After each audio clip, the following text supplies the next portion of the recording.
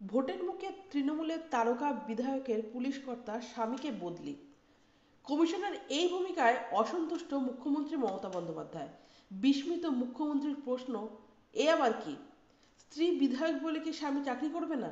একই সঙ্গে কেন্দ্রকে পাল্টা প্রশ্ন, নিজেদের কটা অফিসারকে বদলি করেছে, কজন বিএসএফকে বদলি করেছে? রাজ্য শাসক দলের বিধায়ক লাভলি মৈত্রের স্বামী ডিএসপি সৌম্য রায়কে সরালো নির্বাচন কমিশন। বিজ্ঞপ্তিতে জানিয়ে দেওয়া হয়েছে তাকে ভোট সংক্রান্ত কোনো কাজে ব্যবহার করা যাবে না। তিনি কলকাতা পুলিশের দক্ষিণ পশ্চিম ডিভিশনের ডিএসপি পদে কর্তব্যরত ছিলেন। খবর পাওয়া মাত্র ক্ষোভ প্রকাশ করলেন রাজ্যের মুখ্যমন্ত্রী মমতা বন্দ্যোপাধ্যায়। চালসার বৃদ্ধাশ্রম থেকে বেরিয়ে এই বদলি নিয়ে মমতার প্রতিক্রিয়া, লাভলি বিধায়ক হওয়ার অনেক আগে সৌম্য আইপিএস হয়েছে। স্ত্রী বিধায়ক বলে কি স্বামী চাকরি করবে না? এ আবার কি? শুধু তাই নয়, কেন্দ্রকে পাল্টা তোপ দেখেছেন তিনি। মমতার প্রশ্ন, ভোটের মুখে নিজেদের কটা অফিসারকে বদলি করেছে, কজন বিএসএফকে বদলি করেছে, সকলের জন্য বিচার সমান হওয়া উচিত।